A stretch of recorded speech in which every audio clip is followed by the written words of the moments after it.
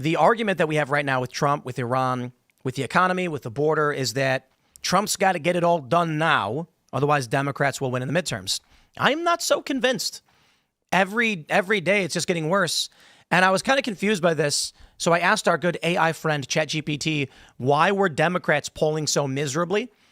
And it aggregated some sources making the claim that because of the damage Joe Biden did in the last 4 years, people are continuing to get angry at the Democrats. It seems that the problems people are experiencing today, they are still blaming on the Democratic Party.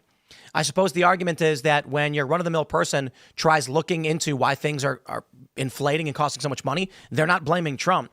They're looking at what the Democrats did in the past term, and the blame is still going to Democrats, remarkably. Well, I mean, yeah, I mean, you say remarkably, but as things have trickled out about the previous administration since the change, the changeover, the American people have become very, very skeptical of not just the Joe Biden administration and the things that the Biden administration did, but also the media that was saying, hey, Joe Biden is fine, et cetera, et cetera. So I think that the loss of faith in the DNC is because they were all, doing their best to hide a serious condition that the president had.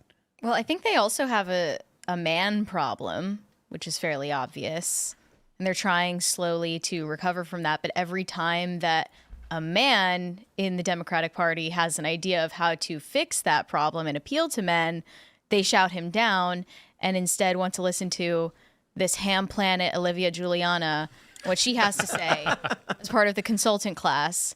Gavin Newsom is trying to fix the problem with his podcast. I don't know how that's going for him. And then this guy, Ken Martin, I think this was a couple weeks ago, like Politico found this leaked audio where he was talking with, I think this is something we covered. Yeah, he was like infighting with David Hogg, and he was saying like David Hogg was the reason why he doesn't feel like he can do this anymore. Yeah, like how much of a little bitch do you have to be for David Hogg to David Mogg you? He is an alpha male, David Hogg. He is. Pathetic. A lot of testosterone. Yeah. Seriously. You're speaking to multiple problems, though. Not only do they have a deficit of leadership, but they have a deficit of actual plans when it comes to, but plans when it comes to what to actually do. Like, what is the Democrat Party now? Are the progressives in charge, or are the old guards in charge? If the old guards are in charge, then they likely can make up any kind of donation deficit that they're experiencing now. If the progressives are in charge, they're not going to get the same kind of donations. They're going to have to rely on the small donations from like people on the street, or not people, not the big donors, because the big donors aren't going to donate to the Democrats. So that way the progressives pass laws that hurt the big Democrats, One piece of this was that Alex Soros is ghosting the DNC right now. I mean, why wouldn't he? But then they're not even attempting to talk to major donors like him. Which is a puzzle. I don't think the progressives are. Are they waiting until next year? They're in charge. The progressives seem to be in charge of the policies that are the DNC is focusing on. Look at the reaction to the stuff about the trans decision in Tennessee from yesterday.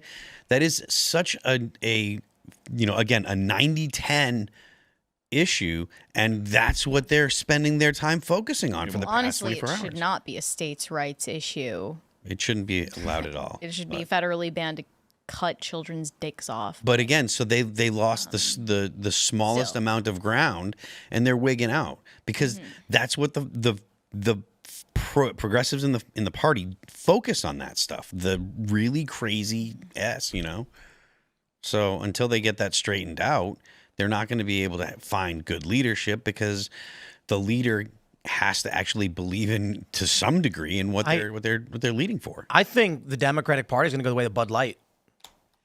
I think you're right. Bud Light's never recovered. They lost a third of their market share and have stood there ever since.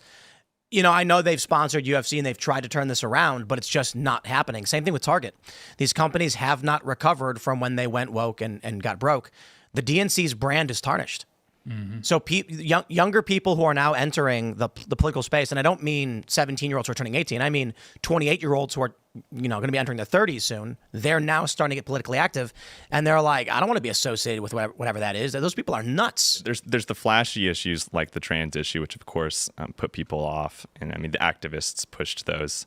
But if you think about the most significant, let's say even just events that impacted a normal American's life over the past decade, I'd say it's probably first COVID, and then maybe second mass migration, and then maybe third is inflation. Yeah. And all three of these can be pretty squarely laid at the feet of Democratic Party and sort of the broader managerial classes set of priorities over the past decade. You layer on things like the trans issue, and it's just very difficult for the party to navigate.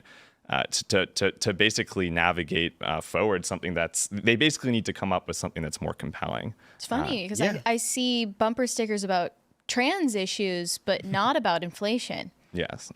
Thanks for checking out this clip from Timcast IRL. Make sure to watch the show live Monday through Friday at 8 p.m. Subscribe to this channel, and we will see you all there.